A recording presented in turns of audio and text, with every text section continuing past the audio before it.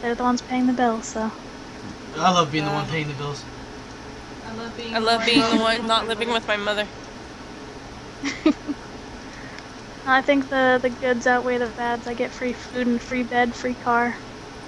You get free car? And passes. Yeah, you are yeah. over there.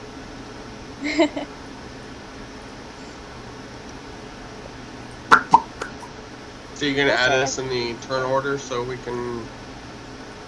Yeah, we're waiting on you to add us, man. Oh, y'all. Oh, shit. Hey, Will. Oh, y'all Help work me at pull it. it up. Your sheet? Yeah, there weren't any tokens, so we couldn't Because be my added. description isn't on that little one from inside. Oh no, you don't have it. It cut No, off the it's description. because I was on a different fucking page. Oh, I just clicked It's wrong. clearly all your fault. It is. See, now my internet is working just fine now that I'm not in a call. Oh, not the backstory, just the description, right? The description. Maybe, Yeah. you know what? Skype is really heavy. I'll see about getting Mumble for us next week, because that's really light on your computer. So it might not screw with the, with Kristen and Hime's computer so much. Yeah, I've already plugged her up to Ethernet in case it happens again, so that way it's just like. Oh, well, she's good. Yeah. Yeah. It looks like Belgrim He goes may- first. Go out and get a really big Ethernet cable. There you go. Monoprice.com. I'm in the living room of the kitchen. Yeah, there you go. Just run. Yeah, Just get put like that a on. get a 50-foot Ethernet cable and just I'm plugging it in. Okay. Don't trip. Man, don't be tripping, fool.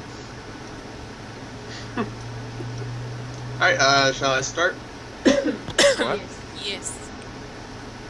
Yeah, that's Alright, well I'm about 4 foot 2 inches, hair is silver, and if you look at it from about 200 or so feet away, it looks like lightning bolts are kind of going down the You're beard and the hair.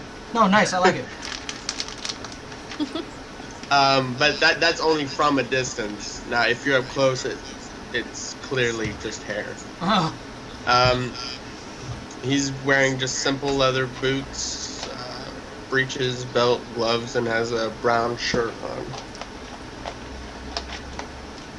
Okay. Halvor. aye. Halvor is a forge-hardened dwarf. His skin bronzed by the heat of the flames. His eyes, a cold and haunting grey that leaves even the most stalwart of men feeling shaken after looking into them. Most notable about Halvor is his golden brown hair color. Too dark to be blonde, and too light to be brown. He has always stuck out amongst his brethren. Oh, where did I go? He wears his hair pulled back into a loose ponytail, and his beard is well groomed, ending midway down his torso, cinched by a metal band with the symbol of Torag branded upon it. He stands 4 feet 2 inches, a bit tall for a dwarf, and he is obviously a male. Obviously. All right. Oh, yeah. Oh, I thought it was a female. He almost lost his accent there. He almost lost his accent there when he said hardened. I know. It's so hard to do that one. It is. It really is. All right. Alaris. Alright, she's 5'7", so pretty average for half elf. Maybe on a little bit on the short side. She's got a hood that doesn't completely cover her face, but at least covers the sides. Although she has her hair styled in 2 really big, thick, dark brown braids that go about just a little past her shoulders. She's always carrying her lute and strumming a little bit, just in case she needs to cast a spell. I carry my loot And- too, that way nobody else takes it. Wait for my loot, bitches. Bravo. She also has her bangs styled in a way that they're longer on the sides so that they cover her ears. Okay. She wears pretty simple clothing. She's got the hoods attached to a pretty short cape. And she's always got a big backpack on with all of her stuff. Although when she performs, she sets it down. Okay. And she's got very bright green eyes, which are kind of hard to hide.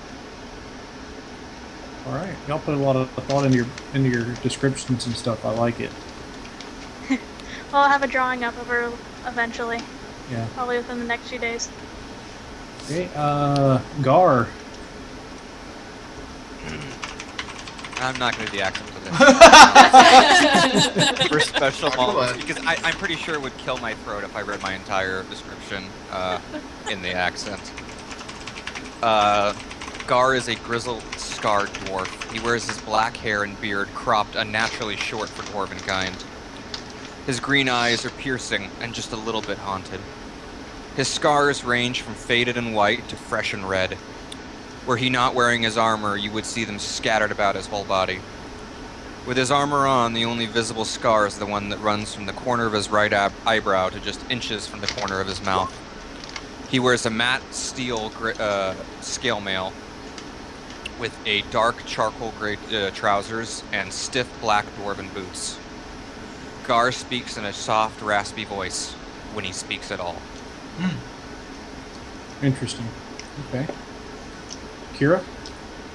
Standing at 3 feet with a slender but athletic build, Kira has lightly tanned skin, striking green eyes, and sleek golden hair which she keeps tied back in a tight bun. She wears a deep forest green cloak which she keeps tied loosely around her shoulders.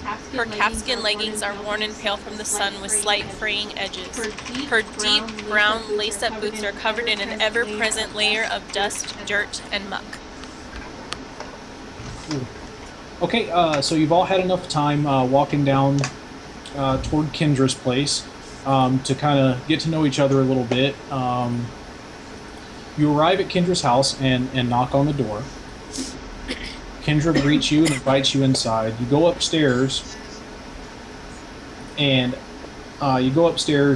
sit around. It's like a den. You're sitting in the den. I got a couple nice sofas there that you're sitting on. You got some bookshelves behind you and a nice little fireplace. And Kendra asks each of you how you met Professor Lorrimor.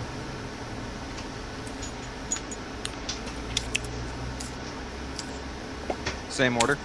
It doesn't matter. If y'all want to do the same order, yeah, that's fine. So Might as well. Yep. Well, I did tell it at the funeral, so I have to tell it again. Oh, you ain't got to go through the whole thing. I mean, just a brief "how did you meet" type of thing. I would say I met him on the road. How did you know my daddy? I would say I met him on the road to Caliphus. Okay. Halvor? Well, as I said, I met him once in Ravengro for the first time. On my way to the lake to sell my my weapons. He would come to be one of my most trusted friends.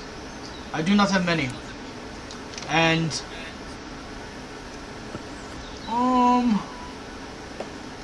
dang it. I lost my train of thought. And well, boom goes the dynamite. Sorry, I lost my train of thought. No, it's fine, man. You're good. Best way to get And there's anything. music.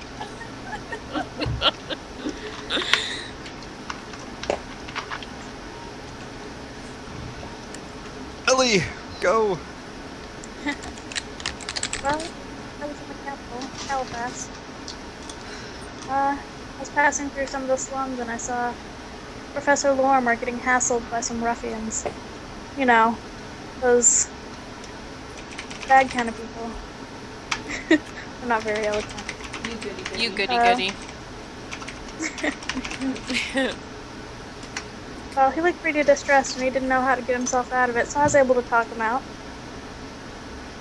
But in the process, I got into a little bit of trouble myself, and so I believe found too. And we ended up traveling together for a while. Okay. All right. Cool. Gar? He helped me find out who gave me these. gesture and scars. Awesome. Was that it? Was that it? That's it. He doesn't talk much. Nice. Nice. He grunts. We should call He him grunts. Grunts. He doesn't talk much. I'm We'll sorry. call you It's We'll just- call you grunt now. that's how I made him. Kira? At this point, she tears up slightly. I I hadn't eaten in 5 days. I'm not proud of it. Poor Kira. I tried to steal from him. I hadn't eaten in 5 days. And my last meal was literally breadcrumbs. He caught me trying to steal. And he offered me a job as his bodyguard. Awesome. With the money he gave me, I was able to feed myself and buy my boots that I'm wearing even now. Okay, Someone your son, Tom, you gotta feed them. Shut up. Alright, as you are recounting your stories, there's a knock on the front door. Kendra gets up and opens the door, and it happens to be Vashian. Vashian arrives precisely on time. As he walks in, you can tell that he does not completely approve of strangers being involved in local matters, but he keeps his comments to himself, focusing his involvement entirely on the reading of Professor Lorrimor's will. Kendra has never seen the will, since the main stipulation was that you had to be present for its reading. Councilman Vashian produces a scroll case, shows that the professor's personal seal is unbroken, then breaks the wax and opens the case. As he does, a small iron key falls out of the tube, clattering noisily onto the table. Undaunted by the key, the councilman begins to read, eager to be done with the business and get back home.